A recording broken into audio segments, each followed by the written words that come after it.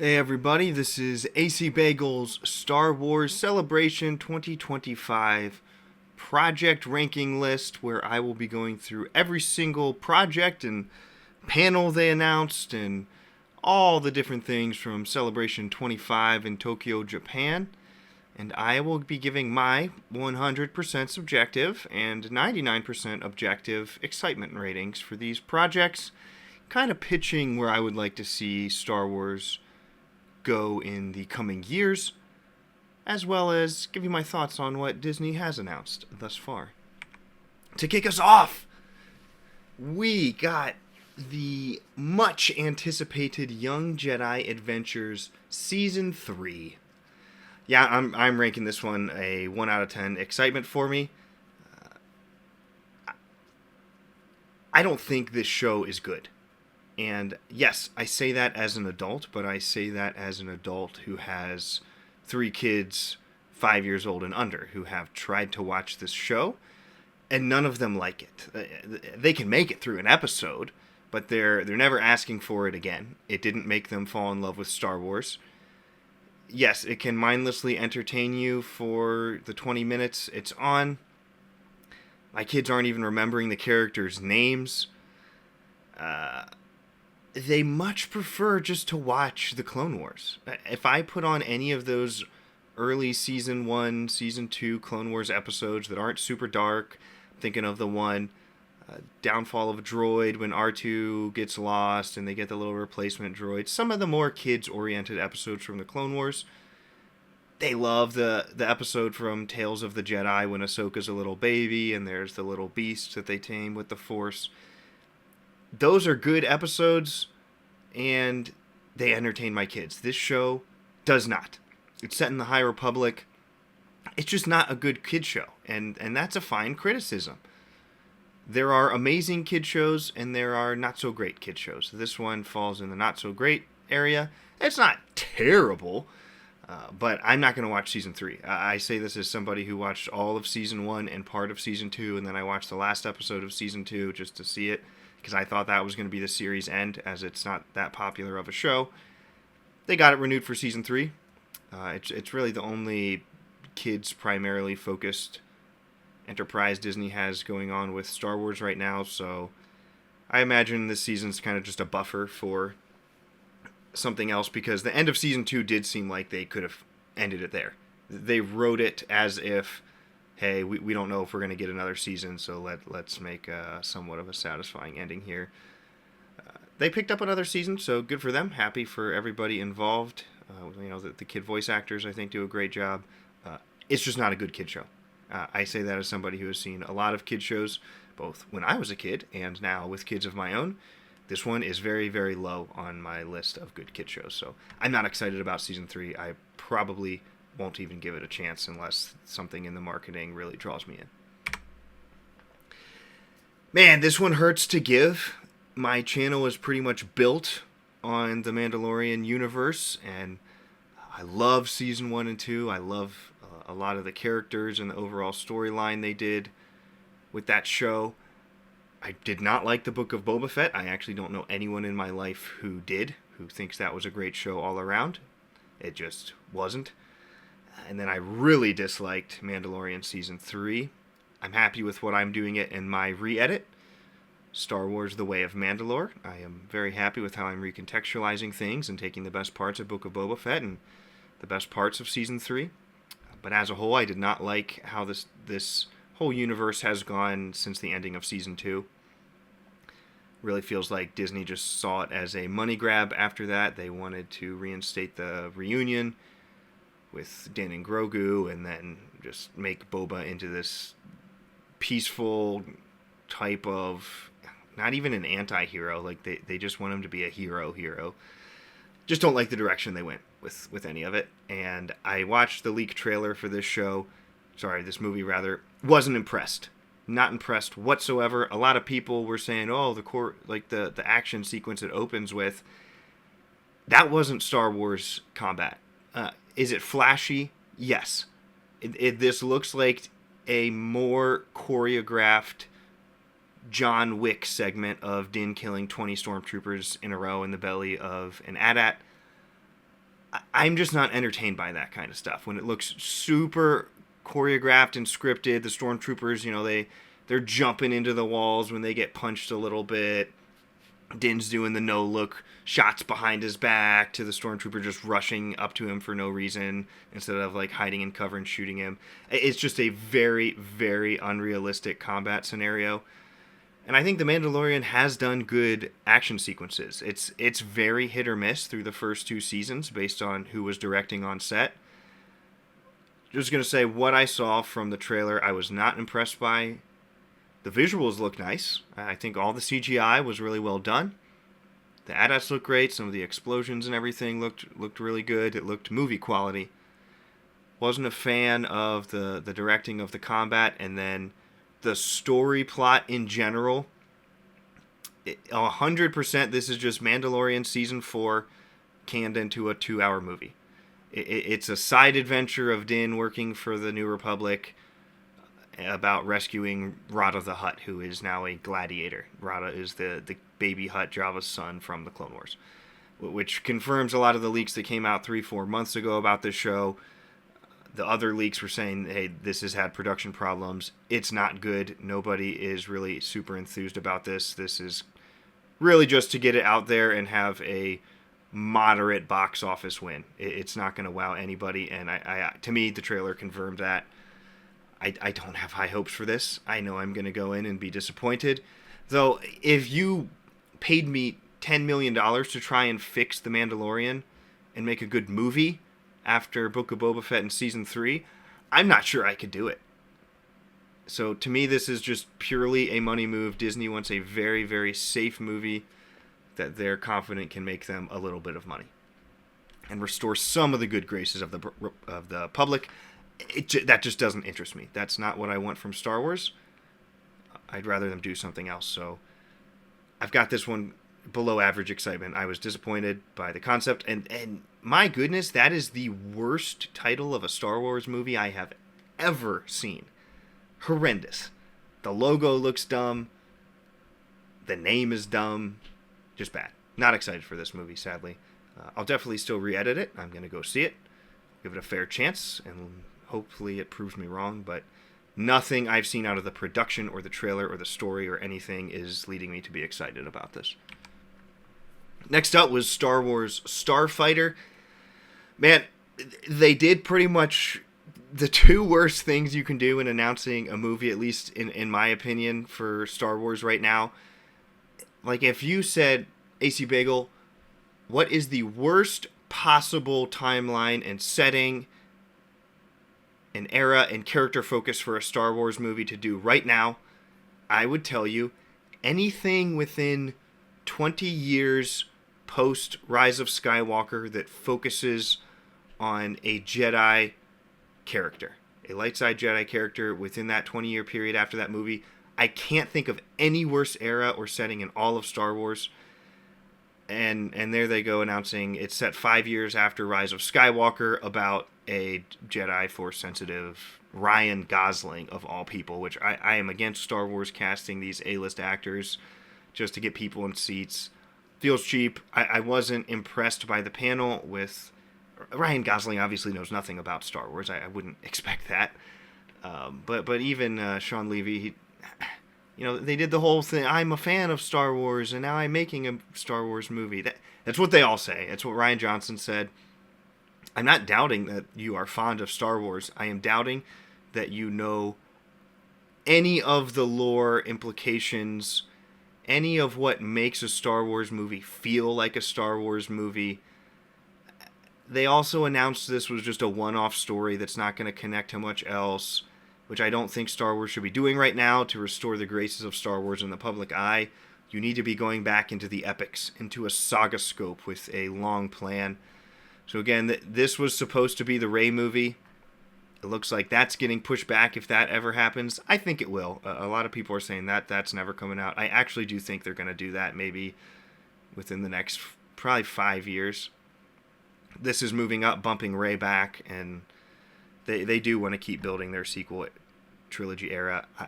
I don't think it's a good plan financially or storytelling-wise, so I'm not excited about this, barely at all. I'm open to being proven wrong. I like the idea of a Starfighter, X-Wing, Rogue Squadron type of movie in general. That has some potential, but I think you got to tie it into other beloved things in Star Wars already. For example, Rogue Squadron. I thought that was a 10 times better idea than this, which seems to have replaced Rogue Squadron. So, not excited for Starfighter, really, at all. Tales of the Underworld, I'm pretty mid on it. I loved Tales of the Jedi. I would give that a 9 out of 10. Tales of the Empire, I thought was absolute trash. I would give that a 0 out of 10. Genuinely despise that show. Alright, to be fair, I'll give it a 1 out of 10 because General Grievous came in there and had a really badass combat scene. Episode 1 opened kind of cool. Morgan Elsbeth is just a pointless character. And then they just absolutely destroyed Barriss Offee. Anyways, Tales of the Underworld. Yeah, so this is their third attempt at these like animated miniseries. I wasn't impressed by the character announcements. The trailer direction didn't make me too enthused about this. I don't think it's going to be bad. I am afraid they're going to try and give Cad Bane this sympathetic backstory of, oh, my wife or my kid died and now I'm doing this for revenge and that explains why I'm an asshole going forward. I hate that kind of thing. Just let Cad Bane be a scumbag from the beginning. From the trailer, it definitely looks like they're going to try and paint some empathy in his background.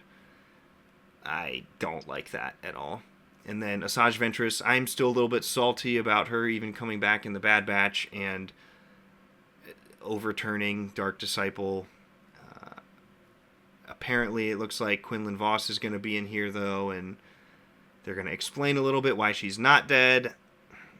That's fine if you have big plans for her, but it seems their big plans for her are she's going to find another Order 66 survivor who's also a kid, and she's going to end up in this mentor-mentee relationship with a Jedi survivor, and they're going to navigate the underworld as two Force users. That trope is so tired. This is seriously like the 5th time in a row Disney has done this mentor thing of a young kid.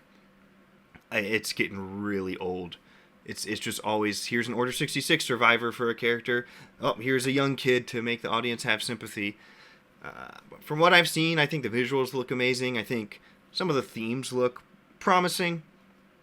But Tales of the Empire really rubbed me the wrong way, and this isn't restoring my faith in these miniseries animations. So I'm going in open mind. Hope it's more like Tales of the Jedi.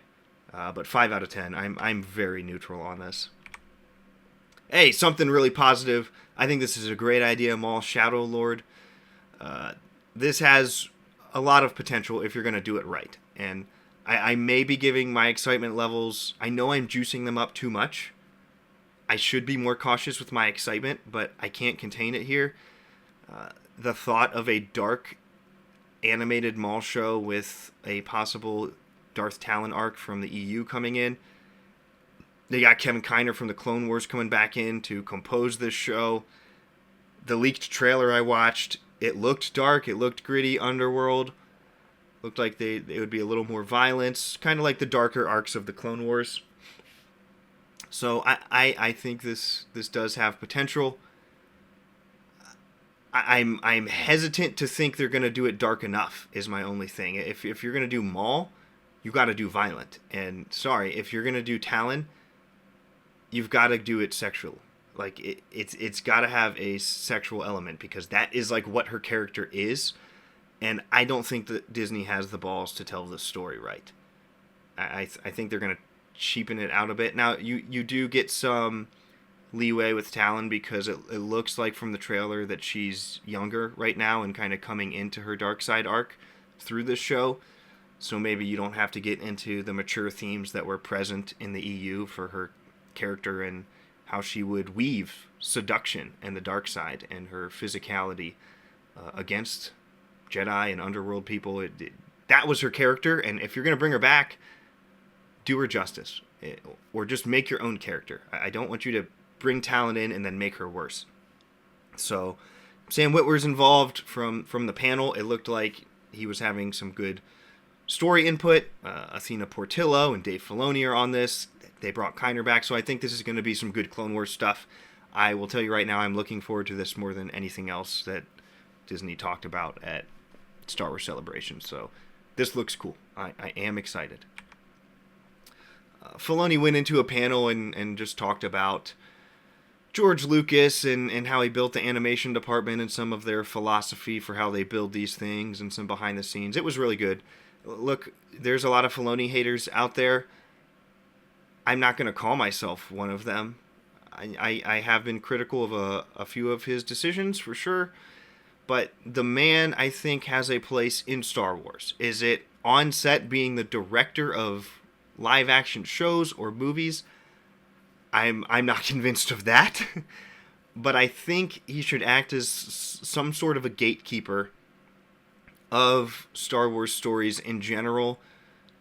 And I say that because I do think he understands George Lucas's themes of Star Wars and spirituality better than anybody else out there right now. I think he does have a problem with not being able to put his toys away. By that I mean he just brings his characters in and can't let them go. But I think he should have a place somewhere in the Star Wars story group. I'm not yet convinced that means he's directing movies, but in this panel, he said a lot of good things, and I think he really, really, really does want to honor George's legacy, whereas I think other leadership at Disney Star Wars wants to replace George Lucas's legacy. He showed an unfinished Clone Wars arc of young Boba Fett being pursued through the underworld of Coruscant, and it was this arc where Cad Bane was supposed to be Boba's mentor, sort of like the bad father that Boba got after he lost Jango. And that would have been great to see. I think that would have helped the Book of Boba Fett plot a lot when Cad Bane comes back in. Would have made that moment a lot more impactful. So I do hope that sequence and story arc gets finished one day. Andor Season 2 and the following panel about it. Look, my thoughts in general about Andor, it is the highest production quality Disney Star Wars has ever done. The dialogue, the visuals, the themes, just the overall story structure is phenomenal. I mean, genuinely, I would say that stuff is a 9 out of 10 for Andor. I don't think it feels like Star Wars whatsoever. And I'm not saying that because it's this mature spy story that's slow. I love that genre. I love slow-paced, character-driven, dialogue-driven shows. That's my absolute favorite thing. But I don't think they merged the feeling of Star Wars with that concept. I think they just took that concept and did it very well in the Star Wars universe. But what makes something in Star Wars feel like Star Wars, you got to know the lore. You got to have the background. Like, you could throw 95% of Andor in a generic sci-fi universe, and it would still work totally fine. It's a space story. It doesn't really feel like a Star Wars story. Like, you could throw Andor in Dune, and it would still work. Anything like that. It could fit in Mass Effect. It could fit in Star Trek. You could move it around, and most of the show would still work with very slight adjustments. I don't think that's a good thing for Star Wars. The lack of aliens really, really, really bothered me. It really did.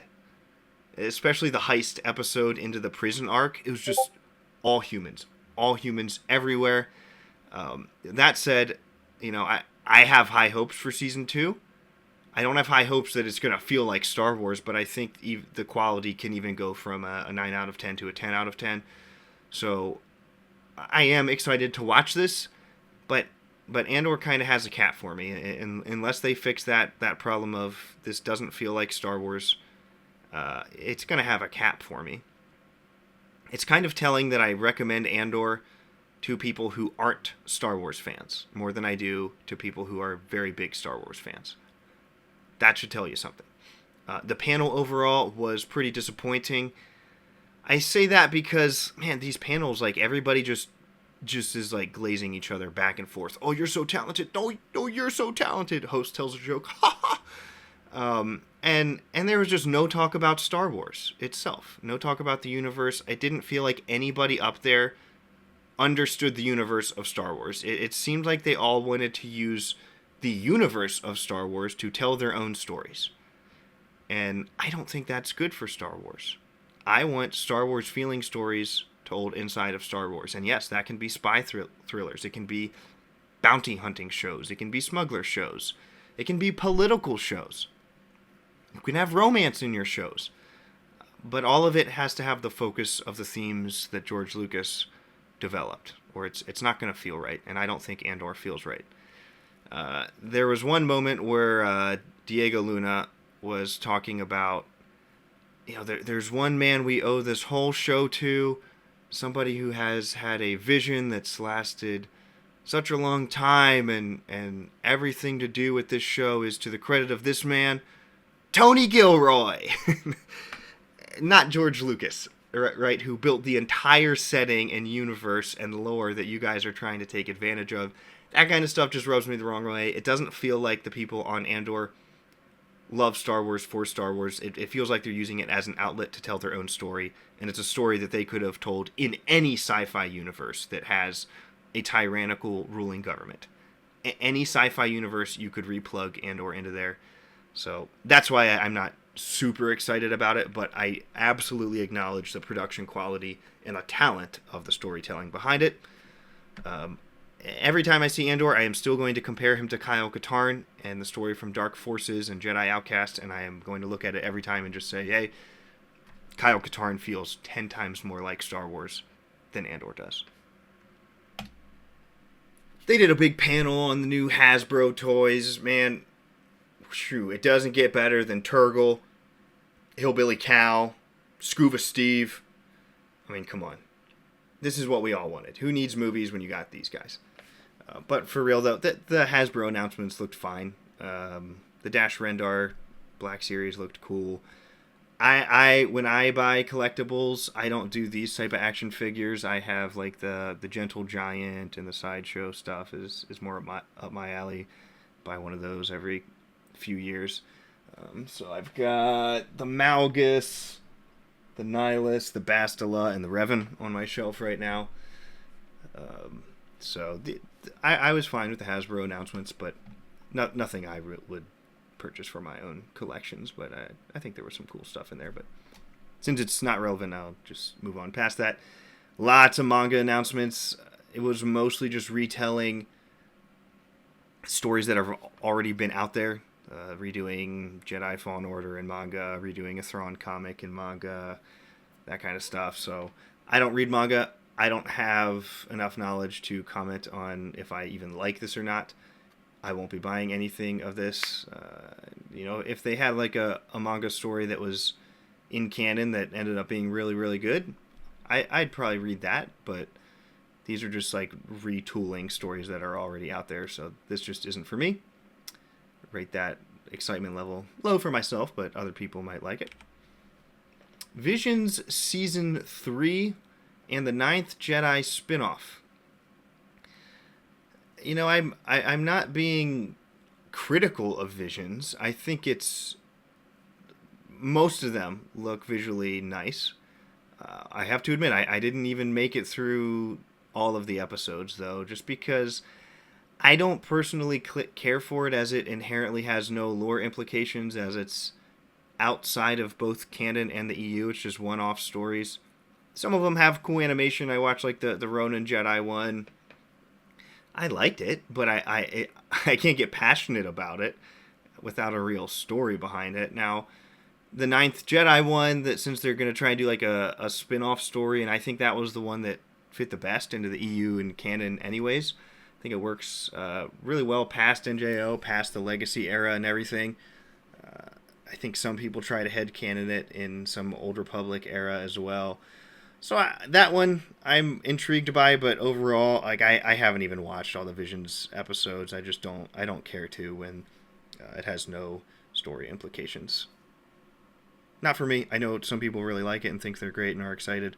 I understand why, because it does look quality production. Just not something I'm passionate about.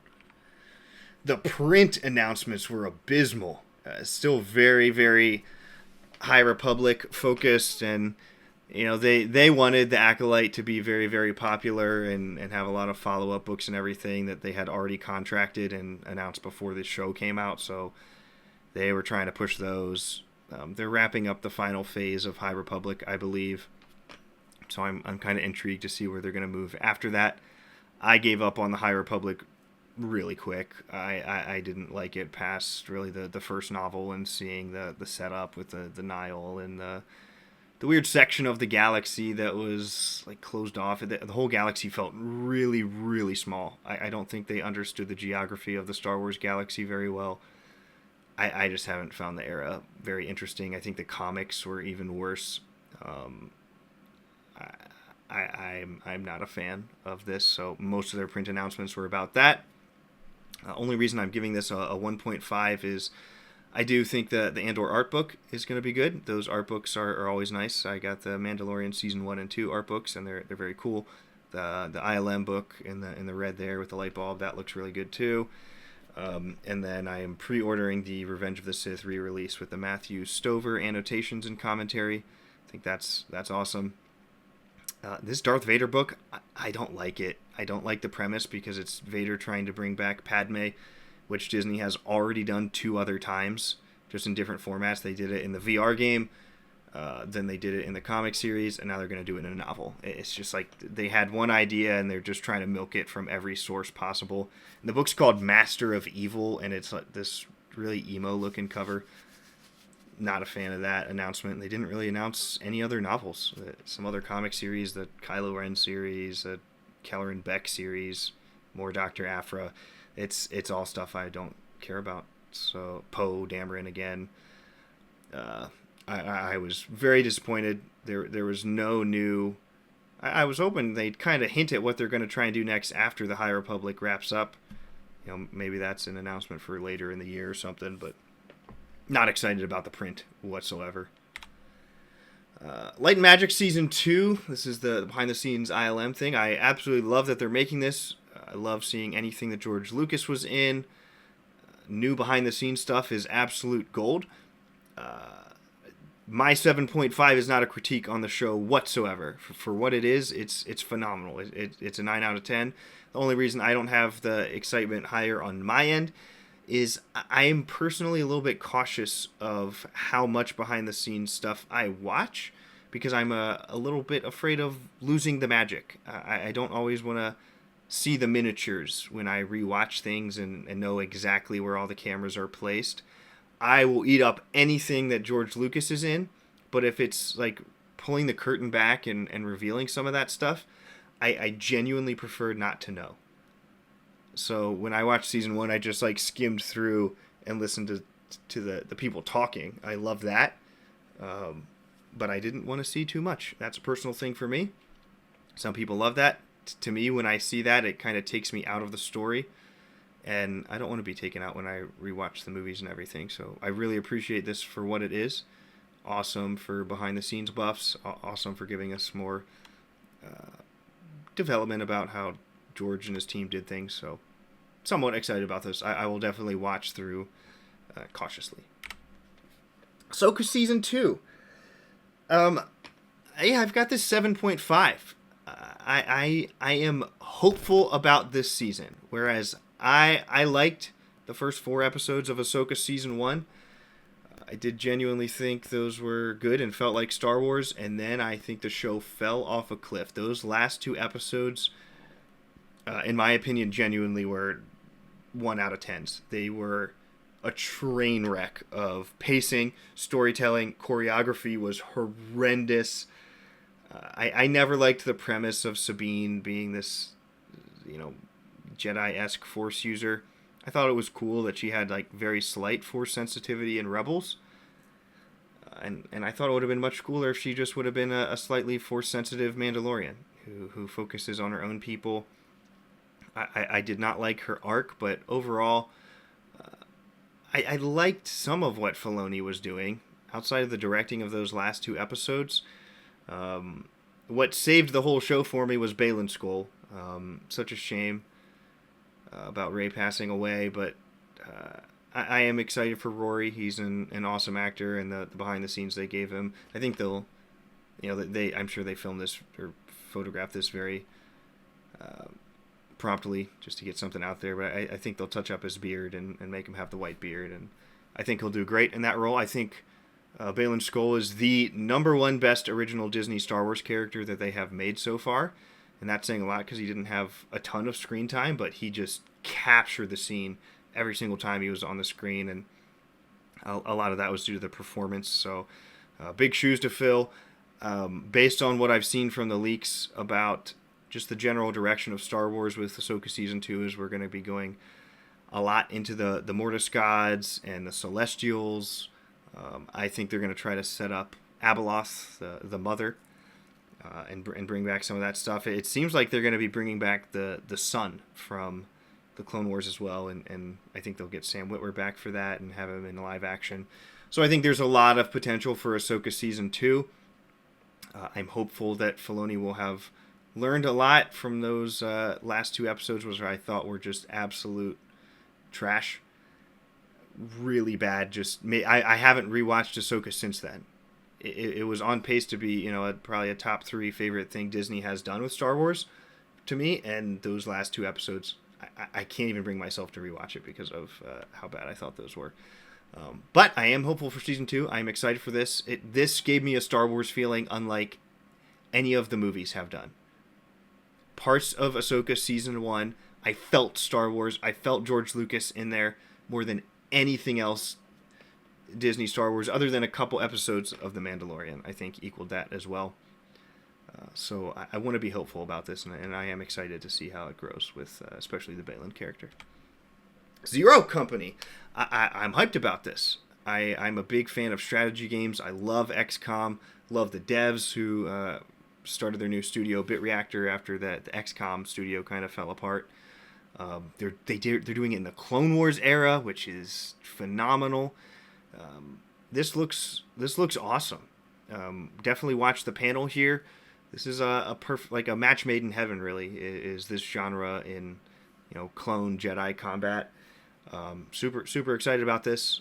I've got it at an 8 out of 10, just because when I play games, story is important first and foremost, and it is hard to tell good stories in this format. These are very gameplay focused games. XCOM is still one of my favorite games ever, just because of how great the gameplay and strategy was. So I'm excited. I will definitely play the crap out of this game. So this is a good announcement, very solid addition to the lineup, I think, and it's coming out next year. Fortnite. I don't play Fortnite. I don't know. They announced they're expanding features and game modes and skins and stuff. I don't know. I don't play it. I didn't understand anything I was seeing there. Star Wars Beyond Victory. This looked terrible. This is a VR/AR pod racing game. And when they first announced it a couple weeks ago, I thought, that's kind of intriguing. Might be fun to throw on my headset. I have a Quest 3. Might be like immersive to do that. And then they showed the footage. It looked so bad. It's like a top-down racing game. You like point and stuff. It looked bad. It looked fine when there was like cutscenes in your hangar where you're like fixing problems on your pod racer and doing maintenance, and it looked very generic. But the racing mechanics looked horrible. It immediately, I was like slightly intrigued with the concept. Immediately made me not want to buy this. Which, oof, if your trailer does that, oof.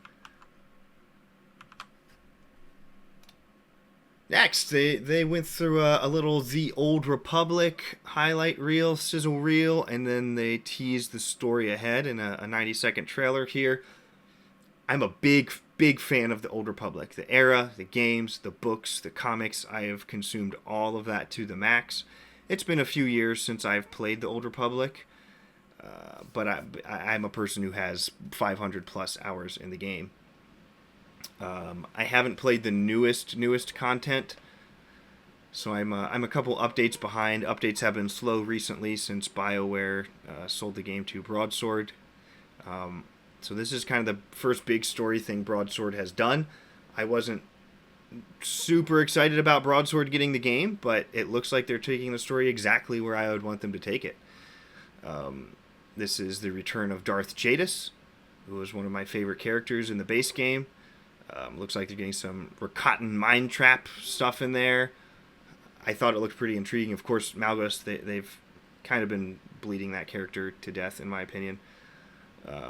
But I like the trailer. I was excited for everything I saw. I will actually come back and probably make a new character and play through this game again because of this update. So that's got me excited. Good job, Broadsword on that. They announced Star Wars Celebration 2027 is going to be in Los Angeles. I expect this one to be a little better than the 2025 one. I've got some critiques, though. I have not liked the Disney ones nearly as much as I liked the ones under George. Of course, they've gotten very corporate and tight-lipped with stuff. They don't talk about the lore anymore. Everything is just this like Hollywood glazing session of, oh, you're so talented. No, I promise you're so talented. You're a genius. You're brilliant. Like almost every single panel is like that, and then the host just gets in on it. And don't like the format. I find the host to be very abrasive, especially outside. You see right there. They're corporate chills. I'm not saying that in a hateful way. But that is literally their job. So that this is a meme one of the hosts posted about people being upset about Luke's portrayal in The Last Jedi. She's drinking her fanboy tears cup in the Disney headquarters. I find that so disrespectful and abrasive. And then she goes out, and I'm supposed to be excited when she's like interviewing actors and directors on these panels. No, I really don't have respect for that kind of portrayal and that characterization of your fan base. I find the whole thing to be very entitled. A greater than thou projection is really what I got from most of the panels and how the host communicated. If I see some things that I like in Star Wars over the next 2 years, there is a small chance I will fly out to LA and attend that in person. I've always wanted to go to a Star Wars celebration. I want to be super excited about this. I guess my anticipation of 25 was pretty low. Like it was about as bad as I thought it was going to be. Disappointing overall. I'm expecting this next one to be a little bit better. Not much, but a little bit. I was disappointed in 25 overall. I don't feel like we got a clear picture of where Star Wars wants to go. It was a lot of one-off, spin-off side projects. Just felt like they wanted to actually announce something that they were confident was going to get made. And I thought it all felt a little hollow. The Maul thing was like the only thing that kind of caught me off guard a little bit. But everything else, like the Zero Company game, that's been talked about for the last 2 years. And we've known about that. My most anticipated games, there's just nothing about them. I know they're in development hell, but why are we so tight-lipped about this?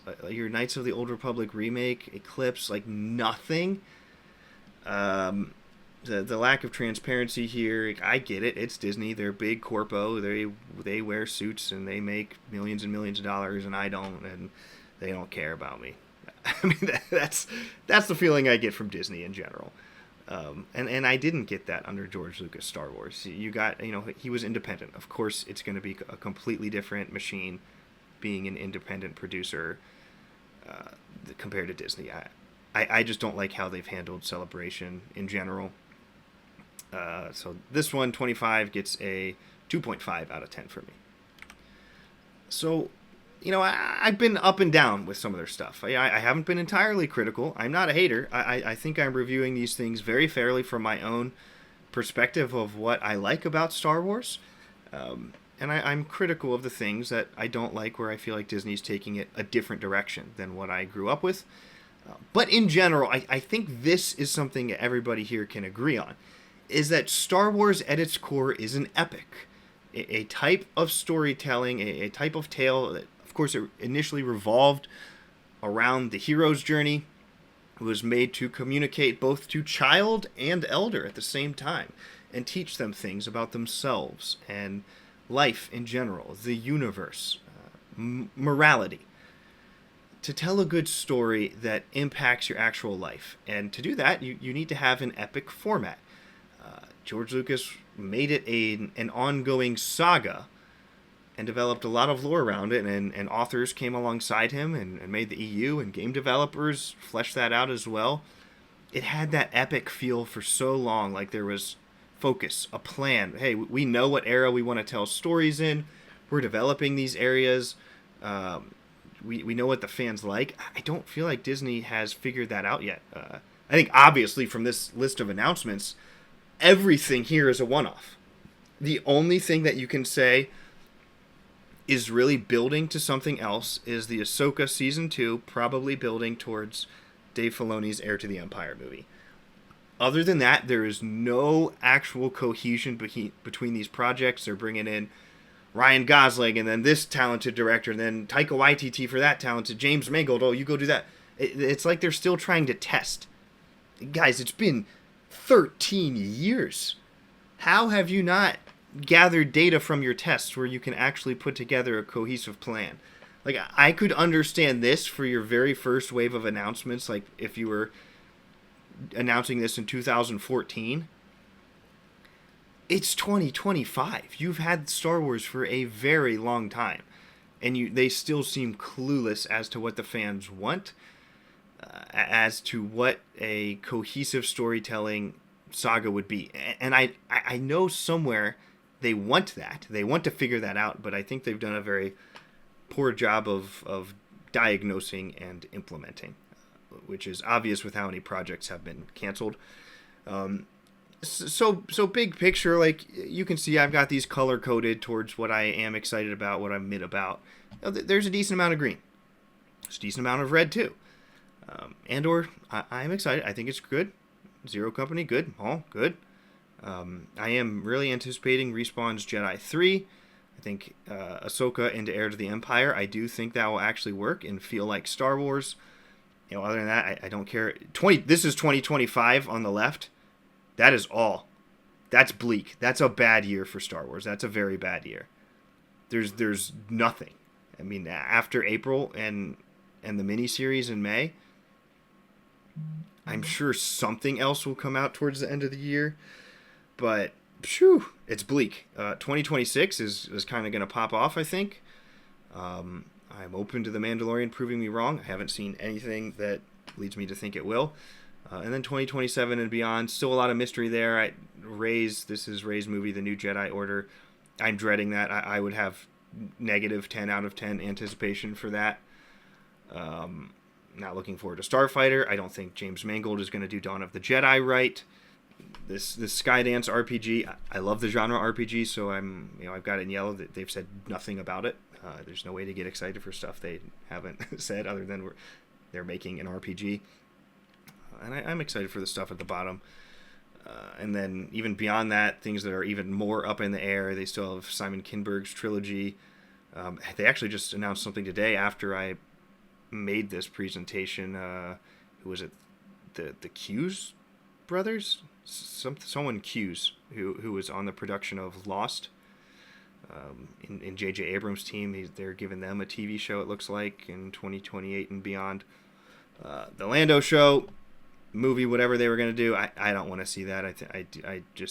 I would want to scrap that. I'm not excited about either of these projects. I have no reason to even think they're going to come out. Man, I want to keep hope for Knights of the Old Republic and Eclipse. I mean, these are the two best things I have seen Disney Star Wars announce, and they're the two most things in development hell right now. I don't understand how that's possible. How are you not investing a fortune? Knights of the Old Republic, I mean, you saw what Baldur's Gate 3 did. If you made a Knights of the Old Republic in that format and got very talented directors, I doubt you could get Larian to do that. That would take them 5-6 years to make. I would wait that time if Larian Studios would take that game. And then Eclipse, who's that developer? Quantic Dream.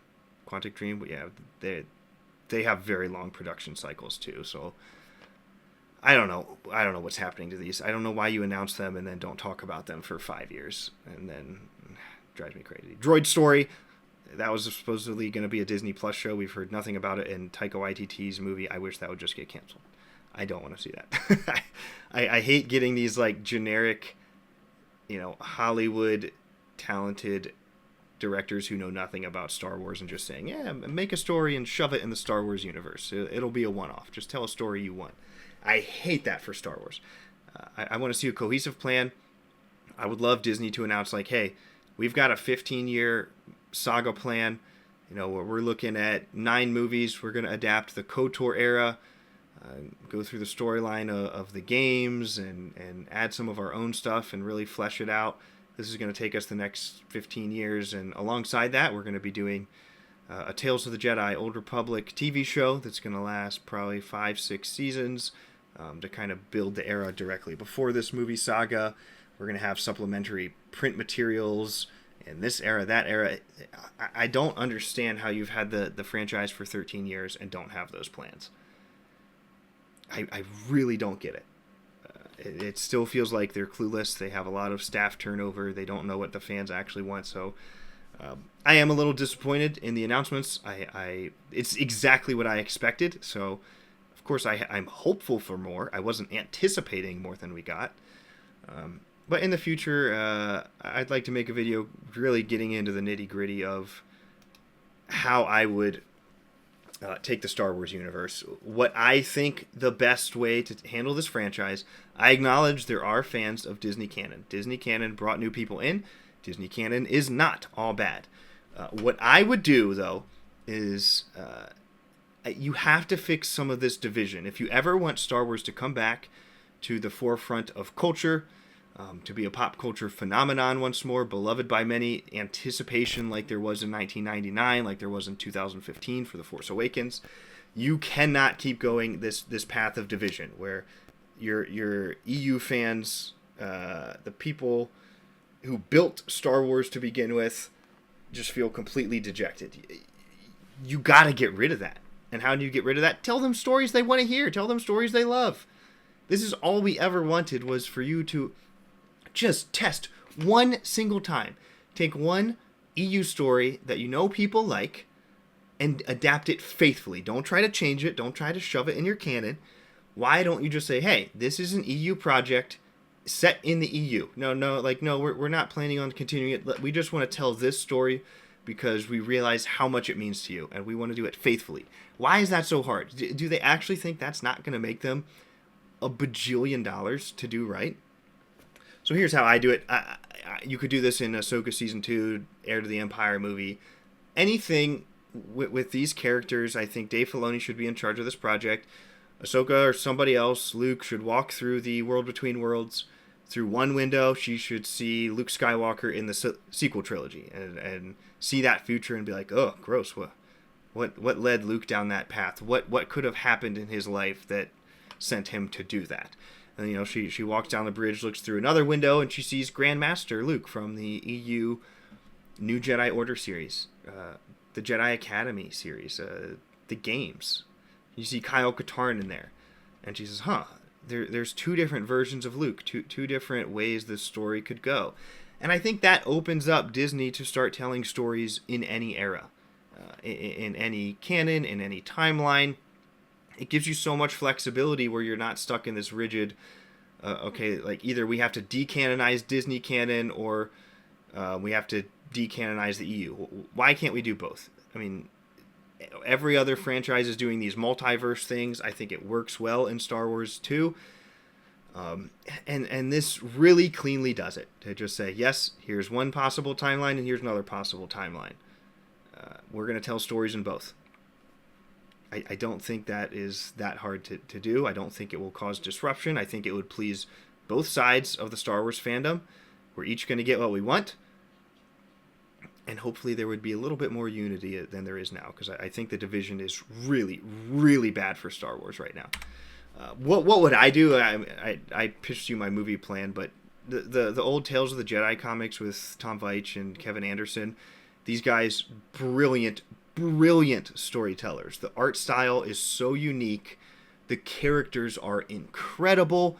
This could last you 15 years of storytelling, going through these comics and into KOTOR. Shows, movies. You could make another 9-movie saga based on these comics alone, and really, really take these comics and the amazing, amazing stories that were found inside of them, and kind of do like Marvel. Have a phase 1, 2, 3, and you're building towards the Sith War, the Dark Lords of the Sith era, and the Redemption comics. Why the model is out there on how to do those phases over a long period of time, and Disney owns the model basically. I don't understand why they can't do it for Star Wars. Like Kathleen Kennedy saying we don't have the source material like Marvel does. What are you talking about? The EU's most beloved stories are from the 80s and the 90s and the early 2000s. Just make these comics, bring them to life. Your fans will love you for that. If you do these faithfully, who do you think is going to be mad about doing this story faithfully? These are some of the greatest Star Wars stories ever told in the EU. Who do you think is going to be angry and not want to consume this? I don't get it. It looks like such a layup to me. And yes, it's hard to do these right. It just feels like Disney, they're so set on telling their own thing with their own characters. I don't get why. I want them to make their own characters. I do. But I also want them to bring back faithfully some of this stuff. A lot of the time they say, yeah, we'll take this little element from the EU. We'll take this character because we know people like that character, but let me make them worse. Let me put them in my timeline and mess up their character arc and not develop them the way they used to be developed. To me, it's very prideful. You've got these characters that are developed with their arcs that we grew up loving.